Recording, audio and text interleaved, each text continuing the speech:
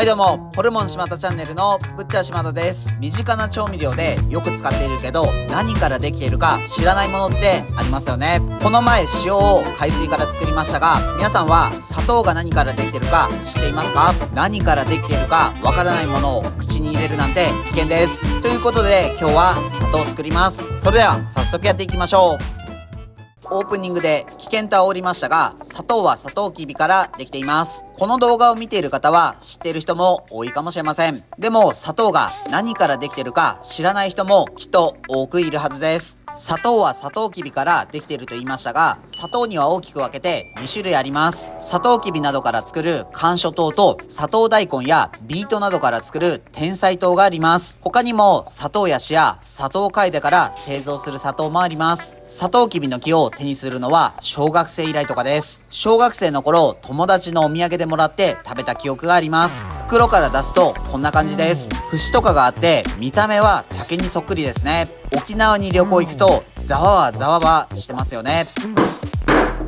カットして中を見てみます。なかなか硬いですね。コツがいります。やり方を分かれば簡単です。カットしたら半分にさらにカットしてみましょう。中は筋っぽいです。裂いて少しだけ食べてみます。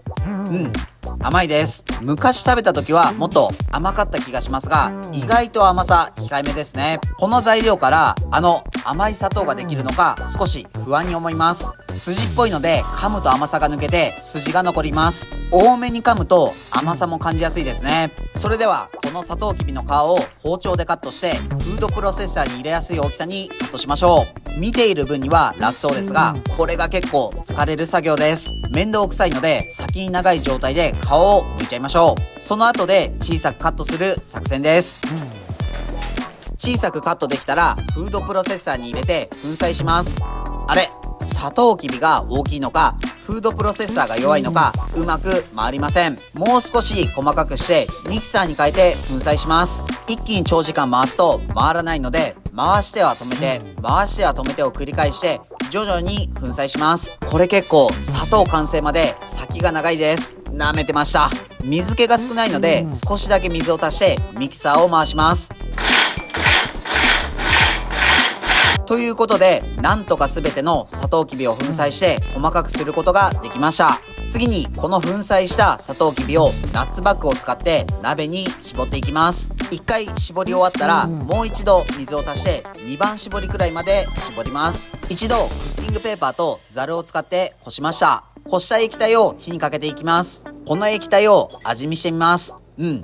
この前飲んだベトナムのツバメの巣のジュースに近い薄味の砂糖水って感じです。どんどん煮詰めていきます。もしアクが浮いてくればその都度取り除きます。かなり煮詰まって少し粘度が出てきましたね。これ以上このまま加熱するとすぐに焦げちゃうので、ここからは湯煎で温めていきます。ぴったりすぎました。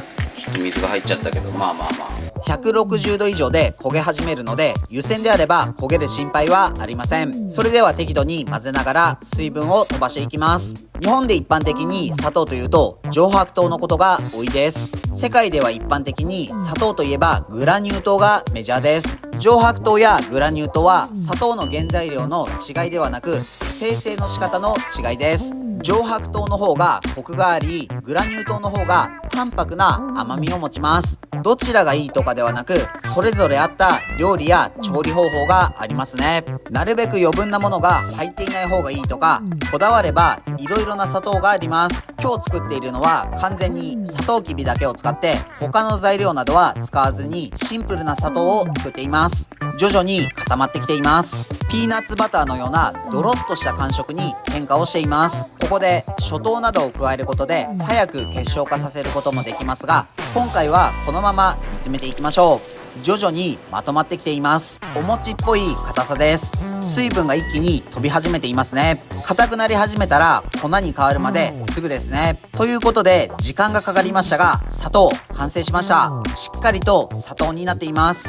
これが手作りの砂糖とは思わないですね。そして砂糖を作るの大変です。今回 2kg のサトウキビを使いましたが、結果約 120g の砂糖が取れました。砂糖の会社のホームページには、サトウキビ 1kg から 110g の砂糖が取れると書いてあったので、だいぶ取れた量が少ないですね。もう少し絞れたかもしれません。